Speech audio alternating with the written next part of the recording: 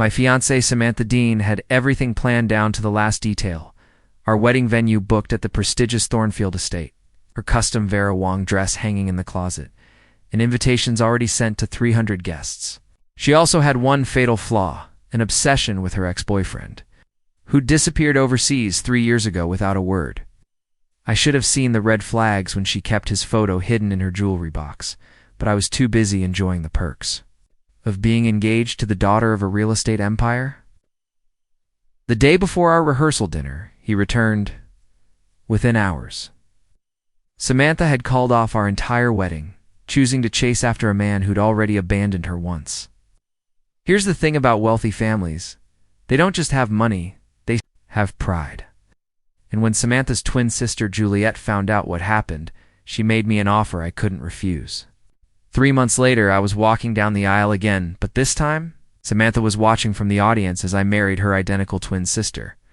Before we jump back in, tell us where you're tuning in from, and if this story touches you.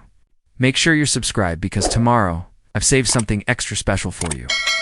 I'd been chasing money since I was old enough to count it. Growing up in Millbrook Heights, a working-class neighborhood where everyone knew everyone else's business, I learned early that having cash in your pocket is the difference between eating lunch and going hungry. My desk partner in elementary school was a girl named Ashley Graham, whose parents owned half the commercial real estate in downtown Millbrook. Every Monday, she'd arrive with a designer backpack, stuffed with loose 20s and 50s more money than my mother made in a week. I appointed myself her personal bodyguard for $15 a day, which was a fortune for a 10-year-old. Walk her to and from the bathroom, carry her books, and make sure nobody bothered her during recess. When she needed someone to take the blame for talking during class, I'd raise my hand and accept the detention in exchange for a crisp $50 bill. My piggy bank grew fatter by the week. The arrangement lasted until her family moved to the prestigious Eastwood Academy. But by then, I'd saved enough to buy my first business venture, a candy resale operation. Middle school was where I really hit my stride. I discovered that Brookside Middle School's vending machines were overpriced and constantly broken. So I started buying bulk candy from the warehouse store across town and selling it at a 50% markup during lunch. My biggest customer was Oliver Finch, the star quarterback whose parents owned Finch Construction, the company that built most of the luxury developments in our county. Oliver was generous to a fault, carrying hundreds of dollars in cash and spending it like water. He'd buy $20 worth of candy every day, not because he was hungry, but because he enjoyed the power of having other kids come to him for treats. After he finished distributing his purchases, he'd pay me another $30 to clean up the mess candy wrappers, empty soda bottles, and whatever else got left behind. I followed Oliver around like a loyal assistant, carrying his gym bag, helping him with homework, and basically doing whatever he needed. Most kids our age had no concept of money's real value, but I understood it intimately. At my peak, I was pulling in $400 a week, more than some adults in our neighborhood. I had to be money-minded because I didn't have a choice. My father left when I was 8, and my mother worked double shifts at the textile factory just to keep our lights on. She'd leave for work at 6 in the morning and return after 10 at night, exhausted and barely able to help me with homework. I learned to fend for myself, and that meant learning to hustle. By high school, I'd expanded my operation to include test prep materials, homework assistance, and even formal tutoring for the wealthy kids who needed to maintain their GPAs for college applications. I charged premium rates, $100 per hour for math, $150 for advanced sciences. The rich kids paid without question because their parents valued results over cost. When I graduated, I had enough saved to attend Riverside University without taking on student loans. I chose business administration, naturally, and continued my pattern of finding ways to monetize my time and skills.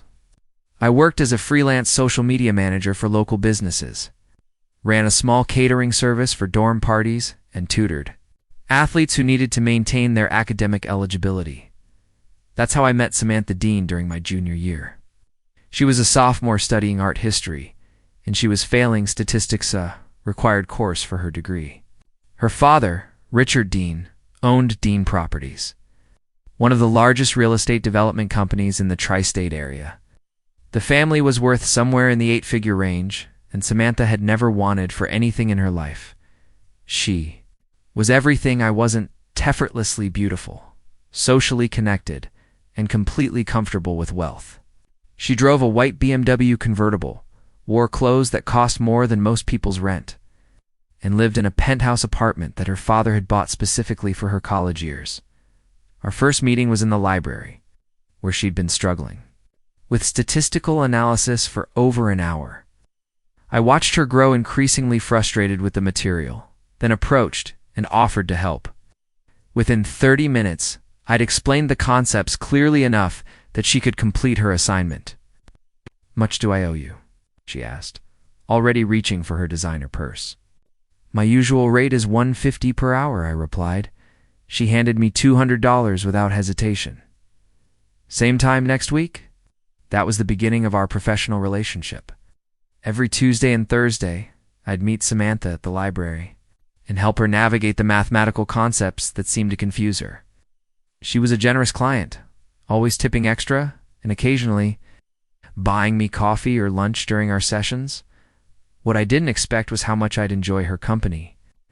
Samantha was funny, intelligent about topics she cared about, surprisingly down-to-earth despite her privileged background. She'd tell me stories about her family's business, her travels to Europe, and her dreams of opening her own art gallery someday. After a few months of tutoring, she started inviting me to social events. "I need someone to talk to who doesn't just agree with everything I say," she'd explain. "Plus, you're the only person I know who can help me calculate tips properly." The parties were revelations. I'd never seen wealth displayed so casually: champagne that cost more than my monthly food budget, art pieces worth more than cars, and people who treated $1,000 shopping sprees like casual afternoon activities. I kept quiet, observed everything, and enjoyed the free food and drinks. Samantha seemed to appreciate having someone around who wasn't impressed by her family's money. While her other friends competed for her attention with flattery and gifts, I treated her like a normal person. I'd challenge her opinions, call her out when she was being unreasonable, and generally refused to play the role of yes-man that everyone else seemed eager to fill. "You're different, Ethan," she told me one night after a particularly lavish party at her friend's family estate. "Everyone else just wants something from me, but you already have your own thing going on." I found that ironic, considering I'd originally approached her as a paying client. But somewhere along the way, our dynamic had shifted. I genuinely enjoyed her company, and she seemed to value my perspective on things. When she asked me to be her date to her cousin's wedding, I said yes, not because of the money, but because I wanted to spend time with her. That wedding was where I first met Juliet. Samantha's cousin's wedding was held at the Grandview Botanical Gardens, a sprawling estate with manicured lawns and glass conservatories that probably cost more to maintain than most people's annual salaries. I'd rented a decent suit for the occasion. I felt underdressed the moment I stepped out of my used Honda Civic and saw the parade of luxury cars in the valet area. Samantha looked stunning in a navy blue, a dress that probably cost more than my monthly rent. But it was her twin sister Juliet who stopped me in my tracks. They were identical in every physical way: same height, same dark hair, same striking green eyes, but their personalities couldn't have been more different. Where Samantha was warm and bubbly, Juliet was composed and observant.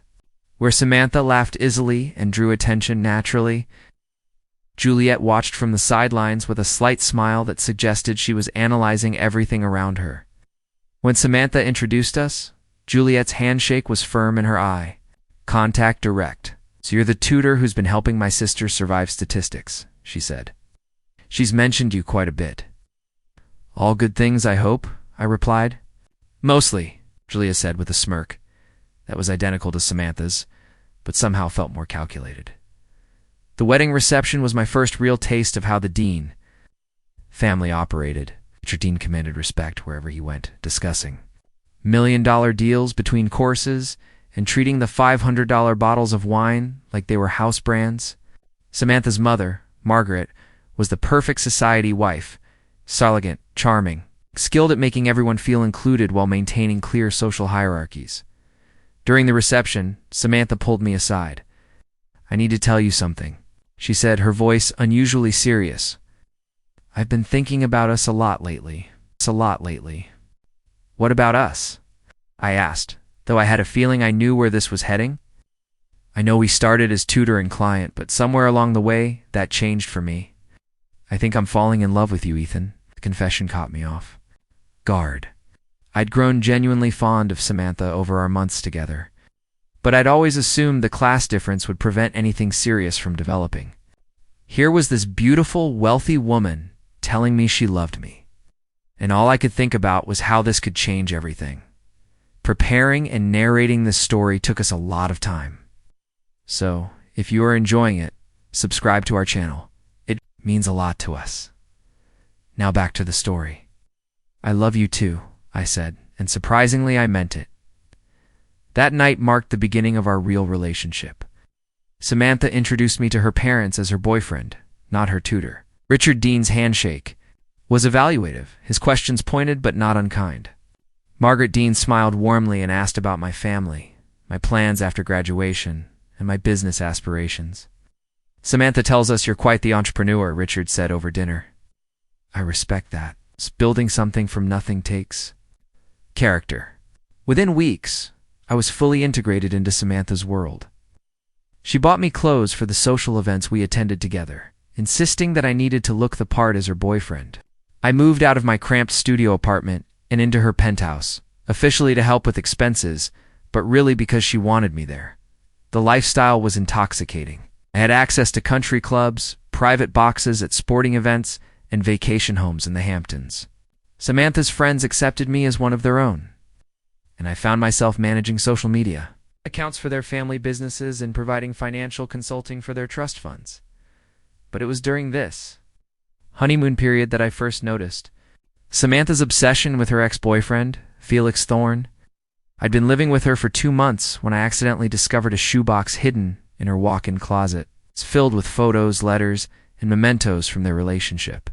Felix was handsome in that effortless way that wealthy men often aren't. All athletic, the kind of confidence that comes from never having to worry about money. According to the photos, they'd dated for 3 years during high school and their first year of college, and he'd abruptly left for a study abroad program in London and never returned. The letters in the box were all from him, written during his first few months overseas, full of promises about coming back and continuing their relationship. Then the letters stopped. No explanation, no goodbye, just silence. "He was the love of my life," Samantha told me when I confronted her about the box. "But that's over now. I'm with you, and I'm happy." I wanted to believe her, but I noticed things. The way she'd get quiet when mutual friends mentioned Felix, how she'd check his social media profiles when she thought I wasn't looking. The fact that she'd never actually thrown away any of his belongings, just hidden them. Despite these concerns, our relationship deepened. Samantha's family welcomed me increasingly into their business discussions. Richard Dean began asking my opinions on marketing strategies and customer demographics. Margaret Dean included me in family vacation planning and holiday celebrations. The engagement proposal came during our year-end anniversary dinner at La Bernardine in Manhattan. I'd been planning it for months, saving money from my various business ventures to buy a ring that, while not as expensive as what someone of her background might expect, was beautiful and thoughtful. "Ethan Radcliffe," Samantha said, tears in her eyes as she accepted my proposal. "You've made me the happiest woman in the world." The engagement period was a whirlwind. Margaret Dean took charge of wedding planning with the efficiency of a military general, booking the exclusive Thornfield Estate for the ceremony and reception. The guest list grew to over 300 people, including business associates, family friends, and what seemed like half of the city's social elite. I felt like I was living in a dream. Here I was, a kid from Millbrook Heights, planning to marry into one of the wealthiest families in the region. My business ventures expanded as Samantha's friends began hiring me for various projects. I was making more money than I'd ever imagined possible, and I had the woman I loved by my side. The only cloud on the horizon was Juliet. She'd been helpful during the wedding planning, offering opinions on flowers and music, but I caught her, watching me sometimes with an expression I couldn't quite read. When I asked Samantha about it, she laughed it off. "Juliet's just protective of me," she said. "She'll warm up to you eventually. She's always been the more cautious one." But I sensed there was more to it than that. During family dinners, Juliet would ask me pointed questions about my intentions, my business plans, and my feelings for Samantha. Not hostile exactly, but probing in a way that suggested she was evaluating me for something. "Are you happy?" she asked me one evening when we were alone on the terrace during a family barbecue. "Of course I'm happy," I replied. "Why would you ask that?" "'Cause happy people don't usually look like they're waiting for the other shoe to drop," she said, then walked back inside before I could respond.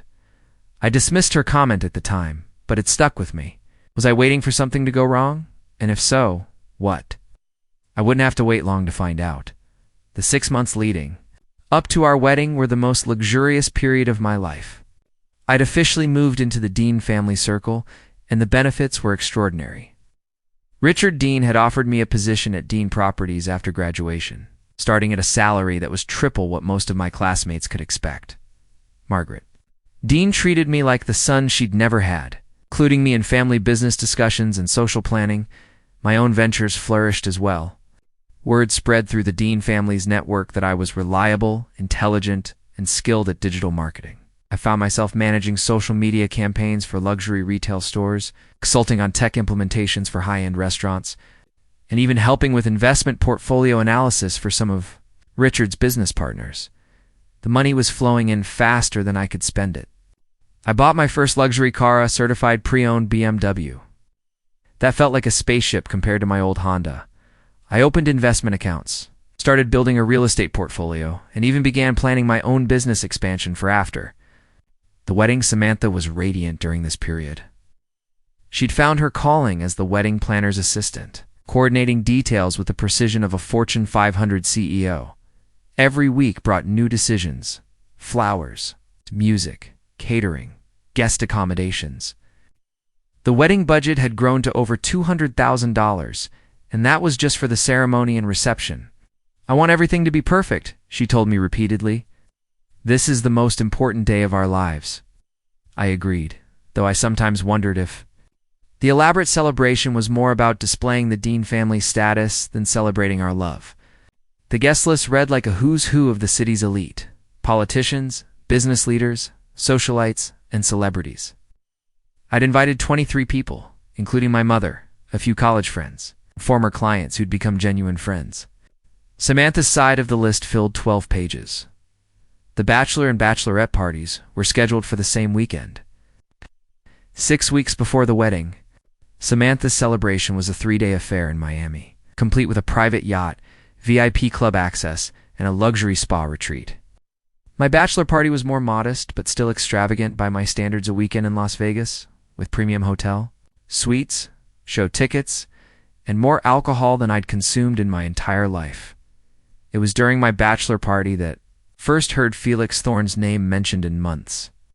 Oliver Finch, my old client from middle school, who had remained a casual friend, had been invited to the celebration. After a few drinks, he brought up something that made my blood run cold. "I heard Felix Thorne is back in town," he said. "Casually? Remember him from high school? He dated Samantha for like 3 years before he disappeared to Europe." My heart stopped. Back in town? When I don't know, man. He'd be a few weeks ago. My cousin saw him at the Harbor Club with some business guys. Apparently he's been living in London, working for some international investment firm, made a fortune, from what I hear. I spent the rest of the weekend distracted, checking my phone constantly for messages from Samantha. When I returned home, she seemed normal, excited about her bachelorette trip, full of stories about her friends and their adventures. But I noticed she was more attentive than usual, more affectionate, as if she was trying to convince herself of something. "I missed you so much," she said, holding me tighter than usual. "I don't ever want to be away from you again." The comment struck me as odd, but I chalked it up to pre-wedding nerves. We were both feeling the pressure of the approaching ceremony, and it was natural for emotions to be heightened. 2 weeks before the wedding, Dean hosted an elaborate engagement party at the family estate. The guest list was smaller than the wedding would be, only about 100 people. But it was still the most sophisticated social event I'd ever attended. The house was decorated with thousands of dollars worth of flowers. The catering was provided by a Michelin-starred restaurant, and the champagne alone probably cost more than most people's cars. I was in my element, working the room with the confidence that 18 months of practice had given me. I discussed market trends with Richard's business partners, shared social media strategies with the wives of local executives, and even found myself giving investment advice to a state senator. It was during this party that I first saw Juliet in a different light. She was stunning that night, wearing a black dress that was elegant without being flashy. But more than her appearance, I noticed how she moved through the crowd. Where Samantha was the center of attention, laughing and chatting with everyone, Juliet was observing, listening, analyzing. "You're good at this," she said, approaching me during a quiet moment on the garden terrace. "Good at what? Playing the part? Being who they need you to be?" I frowned. "I'm not playing a part. I'm just being myself." "Are you?" she asked, tilting her head.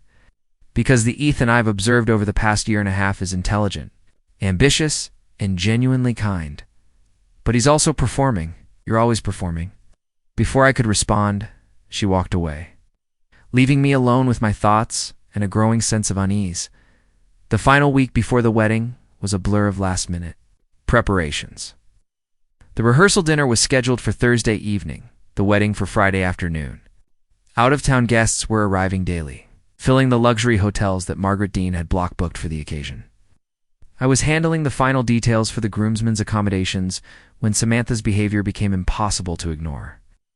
Was distracted, constantly checking her phone and jumping at every notification. When I asked her about it, she claimed she was just stressed about the wedding details. "Everything has to be perfect," she kept saying.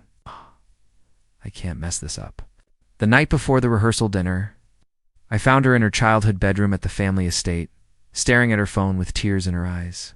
"Sam, what's wrong?"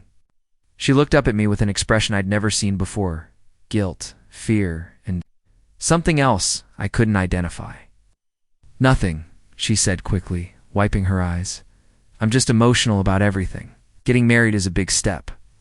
I sat beside her on the bed and took her hand. "Are you having second thoughts? 'Cause if you are, we can talk about it. We can even postpone if you need more time."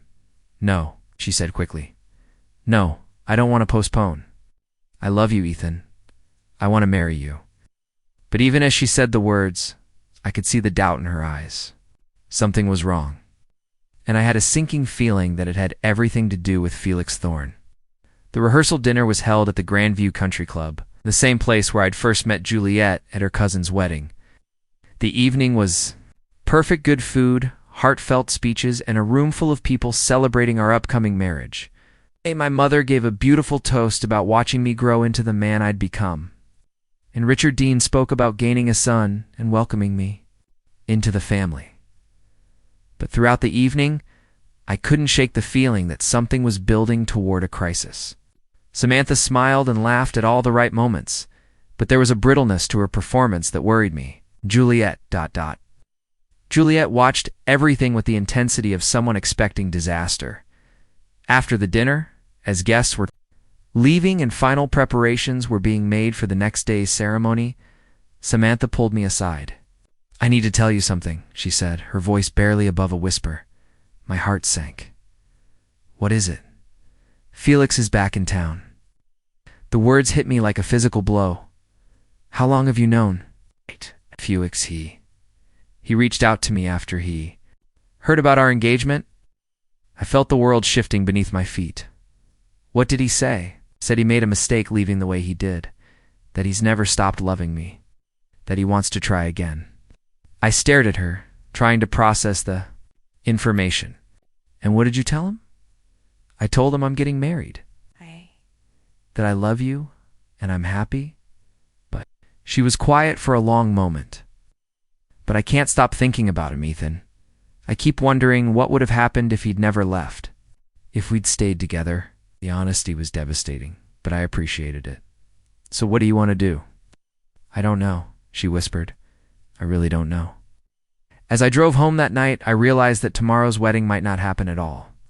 And surprisingly, I wasn't sure how I felt about that. The morning of what was supposed to be my wedding day started with a phone call that changed everything. I was getting dressed in my suite at the Grandview Country Club when my phone rang.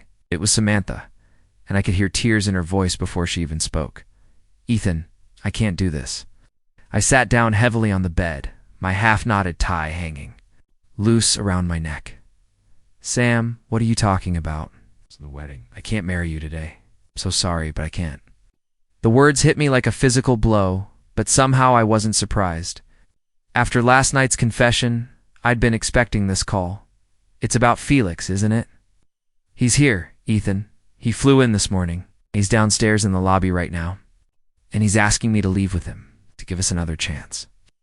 I closed my eyes, trying to process the magnitude of what she was saying. "Sam, we have 300 people coming to our wedding in 6 hours. Your parents have spent a fortune.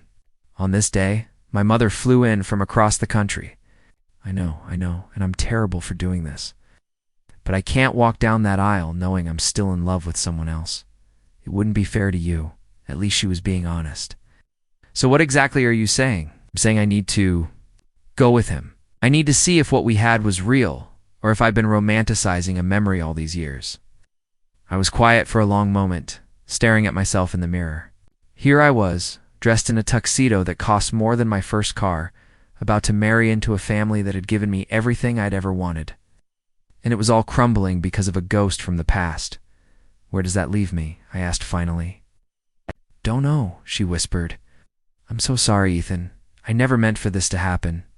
After she hung up, I sat in stunned silence for what felt like hours, but was probably only minutes. Then my phone started ringing again. It was Margaret Dean, her voice tight with controlled panic. "Ethan, dear, we have a situation. Samantha has ... She's not coming to the wedding. She's left with some young man, and she's asked me to tell you that she's sorry, but she can't go through with the marriage." The formal way she delivered the news told me everything I needed to know about how the Dean family was handling this crisis. And they were embarrassed, possibly devastated, but they were maintaining their composure. "Mrs. Dean, I'm so sorry. How much this wedding meant to you and Mr. Dean." "Oh, sweetheart, we're not worried about the money. We're worried about you. And about our guests, who will be arriving soon, expecting a celebration." That's when the reality of the situation hit me fully. 300 people were going to show up at Thornfield Estate expecting a wedding, and instead they were going to find chaos. The catering was already being prepared. The flowers were arranged. The band was setting up. It was going to be a disaster of epic proportions. I called my mother to break the news.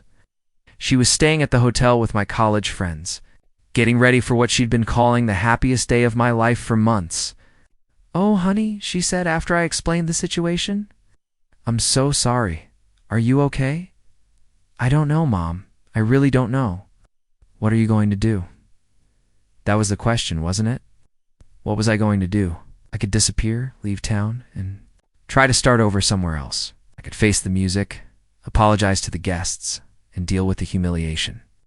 Or I could figure out some way to salvage this disaster. I was still contemplating my options when there was a knock at my door. I opened it to find Juliet standing in the hallway, wearing a simple black dress and holding a cup of coffee. "I thought you might need this," she said, offering me the coffee. "Thanks," I said, stepping aside to let her in. "I assume you heard?" "What happened?" "The whole hotel heard what happened. My parents are downstairs trying to figure out how to handle the situation with the guests." I sat down in the chair by the window, feeling utterly defeated. I can't believe she did this. I knew something was wrong, but I thought we'd work through it. Juliet sat across from me, her expression thoughtful. "Can I ask you something? Are you heartbroken because you lost the woman you love, or because you lost the life you'd built with her?" The question caught me off guard. "What do you mean?" Samantha was never really yours, Ethan. She was always Felix's even when she was with you. You knew that, somewhere deep down.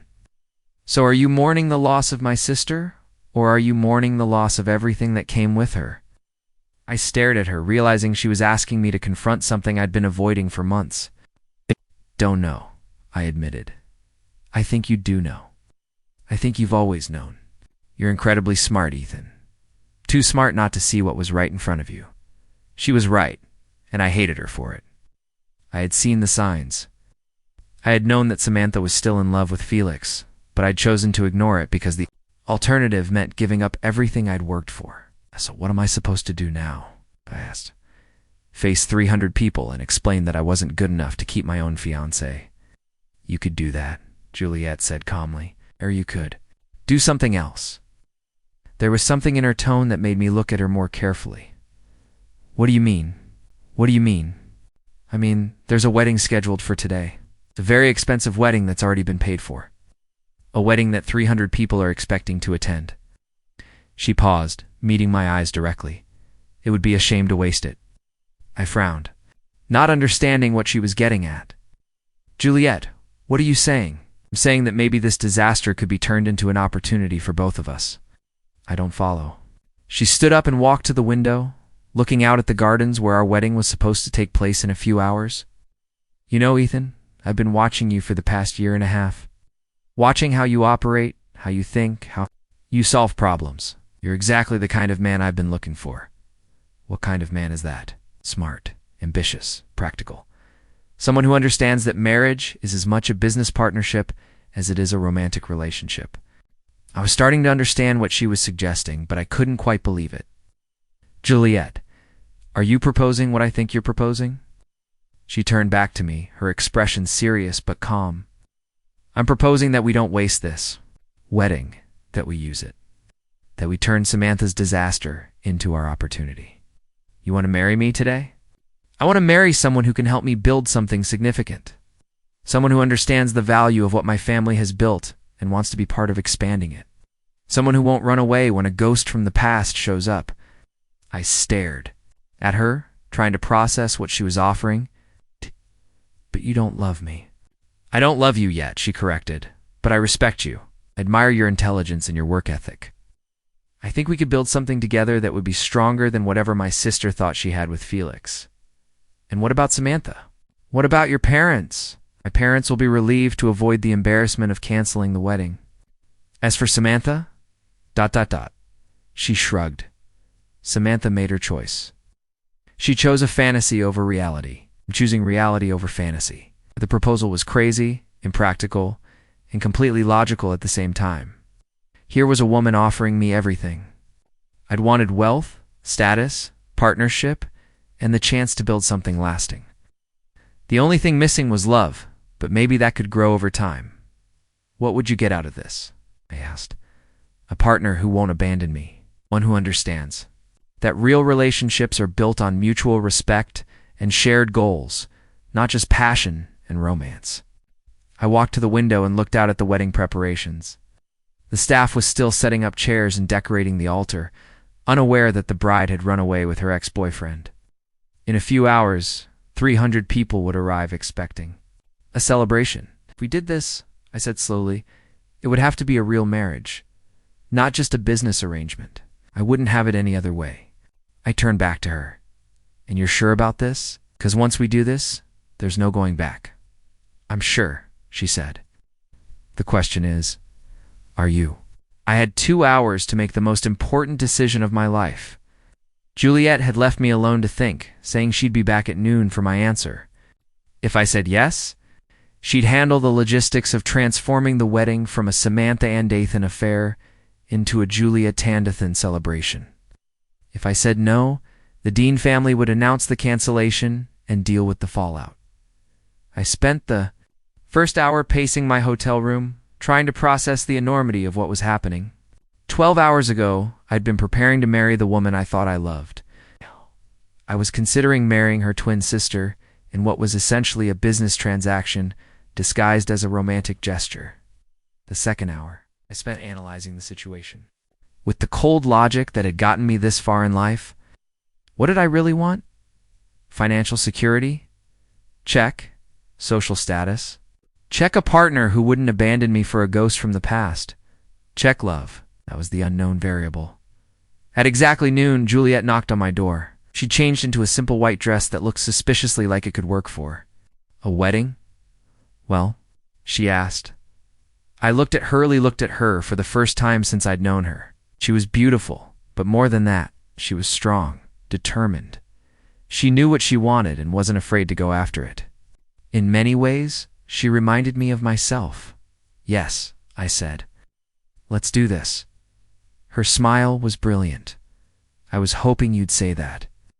The next 2 hours were a whirlwind of logistics. Juliet called her parents and explained the situation. There was apparently some yelling on the other end of the line, followed by rapid-fire questions, and then what sounded like resigned acceptance. Richard Dean's voice was audible through the phone. If you're sure about this, sweetheart, then we'll make it work. Margaret Dean took over the practical arrangements with the efficiency of a seasoned campaign manager. The flowers were rearranged, the seating chart was adjusted, and the wedding programs were hastily reprinted. The officiant was briefed on the change in bride, and the catering staff was instructed to proceed as planned. What about the guests? I asked. They're going to be confused when they see Juliet walking down the aisle instead of Samantha. How are you? Make an announcement before the ceremony, Margaret said. We'll explain that there's been a change, and leave it at that. People will gossip, but they'll get over it. By 4 o'clock, the Thornfield Estate was filled with 300 confused but curious guests. I stood at the altar, adjusting my cufflinks and trying to process what I was about to do. My mother was in the front row, looking bewildered but supportive. She'd always been good at rolling with life's punches. The music started, and my heart began racing. This was really happening. I was about to marry a woman I'd known for less than 2 years, liked and respected, but wasn't in love. With a woman who was offering me everything I'd ever wanted in exchange for partnership and loyalty. The doors opened. Juliet appeared. She was stunning in the white dress, carrying a bouquet of white roses that Margaret had somehow procured. On 2 hours' notice, but it was her expression that struck me most calm, determined, completely confident in her decision. As she walked down the aisle, I saw the guests' faces. Confusion, surprise, and in some cases, admiration. This was Either the most romantic gesture they'd ever witnessed, or the most calculating business move. Maybe it was both. When Juliet reached the altar, she handed her bouquet to her maid of honor, a cousin who'd been hastily recruited to fill the role, and turned to face me. Up close, I could see the slight nervousness in her eyes, but her voice was steady when she spoke. Ready for this? She whispered. As ready as I'll ever be, I replied. The ceremony was surprisingly emotional. Despite the circumstances, when Juliet and I exchanged vows, there was something genuine in the moment. We weren't promising eternal love. We were promising partnership, respect, and commitment. In some ways, that felt more honest than the traditional romantic promises. When the officiant pronounced us husband and wife, the kiss was brief but real. The guests erupted in applause, whether from relief, surprise, or genuine happiness. I couldn't tell. The reception was surreal. People kept approaching us with congratulations mixed with barely concealed curiosity. Where's Samantha? Was the question on everyone's lips, though most were too polite to ask directly. During the father of the bride's speech, Richard Dean addressed.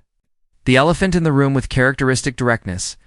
Life rarely goes according to plan, but sometimes the unexpected turns out to be exactly what we needed. Juliet and Ethan have shown us that love takes many forms, and that sometimes the best partnerships are built on mutual respect and shared goals. It was a diplomatic way of saying that his other daughter had run off with her ex-boyfriend, but that the family was moving forward with dignity intact. As the evening progressed, I found myself genuinely enjoying my new wife's company. Juliet was witty, intelligent, and surprisingly fun to be around. She handled the social complexities of the situation with grace, deflecting awkward questions and keeping the focus on celebration rather than drama. You know, she said during our first dance, I think this might actually work. You sound surprised. I replied, not surprised, hopeful. There's a difference. As we danced, I caught sight of someone standing at the edge of the ballroom. It was Samantha, wearing a simple black dress and looking stricken. Returned, probably expecting to find chaos and cancellation. Instead, she was watching her twin sister dance with her former fiancé at what should have been her own wedding. Nodded toward the door. Your sister's here. Juliet glanced over, then turned back to me without missing a step. I know.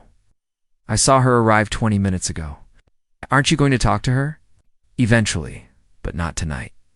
Tonight is about us. After the dance, I excused myself and walked over to where Samantha was standing. She looked devastated, her eyes red from crying. Ethan, I don't, I said quietly. Don't apologize again. You made your choice this morning. I made mine this afternoon. I came back, Felix and I. It wasn't what I thought it would be. The man I remembered doesn't exist anymore, or maybe he never did. I realized I made a terrible mistake. I looked at her, this woman who had been my fiancée 12 hours ago, and felt something I hadn't expected. Peace. Sam, you didn't make a mistake. You followed your heart. Yes. That's what you had to do. But now you're married to Juliet. It's my sister. Yes, I am. And I'm not going to apologize for that. She stared at me for a long moment, then nodded slowly. She's always been the stronger one, the smarter one, maybe. Maybe this is how it was supposed to happen. Maybe it is. As I walked back to the reception, I realized something important. For the first time since I'd started chasing money and status, I felt like I was exactly where I was supposed to be. Not because I'd found true love, but because I'd found something potentially better. A true partnership. Juliet was waiting for me at our table, watching the interaction with Samantha with calm interest. How do you feel? She asked. Married, I said, and she laughed.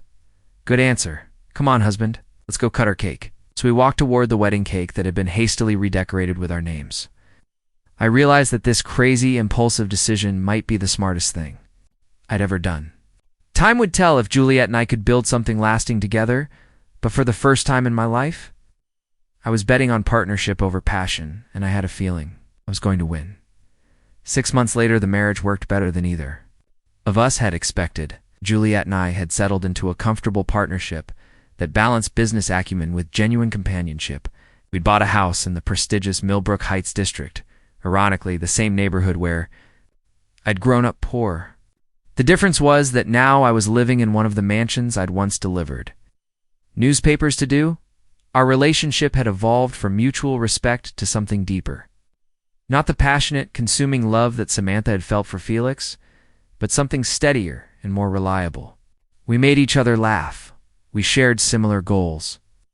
And we'd built something together that felt substantial and real. I'd officially joined Dean Properties as Vice President of Development. Together with Juliet, we'd launched a new division, focused on sustainable luxury housing.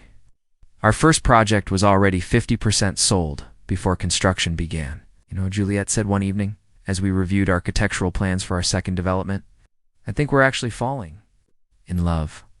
I think you're right, I replied, and meant it. Juliet's prospective people assumed I married Ethan impulsively, that I was acting out of spite toward my sister, or trying to salvage the family's reputation. The truth was more complicated than that.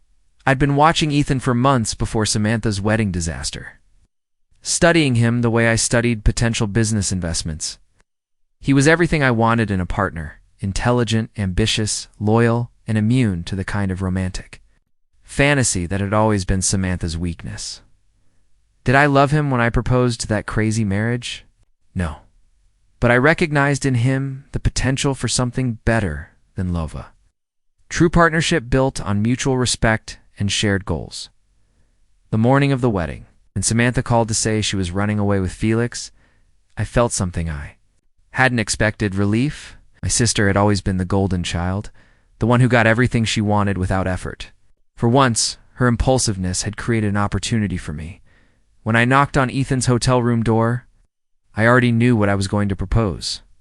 I'd been thinking about it for weeks, ever since I'd noticed how he looked at our family's business.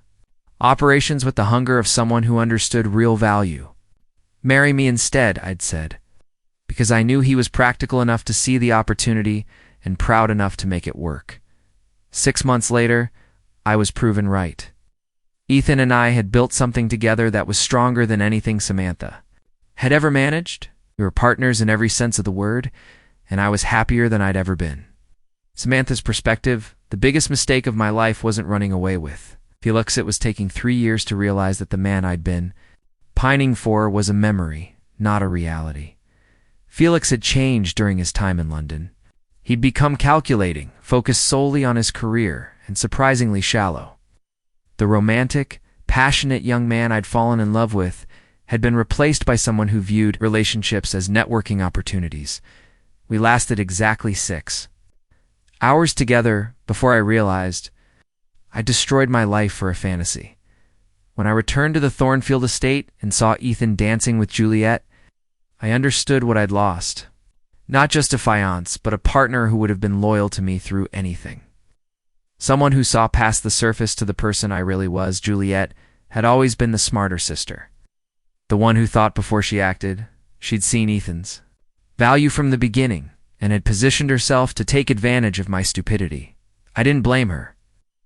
I blamed myself for choosing drama over stability, fantasy over reality. A year later, I was still single, still struggling to find someone who could match what I'd given up. Meanwhile, Juliet and Ethan were building an empire together, both personally and professionally. Sometimes I wondered if things would have been different, if I'd been more like my sister, practical, focused, willing to build love slowly, rather than demanding it instantly. But it was too late for those kinds of thoughts. I'd made my choice. I'd have to live with the consequences. Richard Dean's perspective, the day of the wedding disaster. I thought our family's reputation was ruined. 300 guests, $250,000 event, and no bride. This was a social catastrophe of the highest order. But Juliet's quick thinking had turned disaster into opportunity. Within hours, she'd not only salvaged the wedding, but had secured exactly the kind of son-in-law I'd always wanted. Ethan was everything I'd hoped for in a business partner, smart, driven, and completely committed to building something lasting. His background had given him a hunger for success that my daughters, raised in wealth, had never developed. In the months following the wedding, he'd proven himself invaluable to Dean Properties. His insights into digital marketing had modernized our approach to sales. His financial background had helped us restructure our development financing in ways that saved millions. More importantly, he made Juliet happy. I'd watched my daughter transform from a cautious observer into a confident leader, and I knew that Ethan's partnership had played a crucial role in that development. As for Samantha, she'd learned a hard lesson about the difference between fantasy and reality. She was young, she'd recover. But she'd never find another man like Ethan, and we all knew it. Sometimes the best things came from the most unexpected circumstances. Juliet and Ethan's marriage was proof of that. Up next, you've got 2 more standout stories right on your screen. If this one hit the mark, you won't want to pass these up. Just click and check them out. And don't forget to subscribe and turn on the notification bell so you don't miss any upload from us.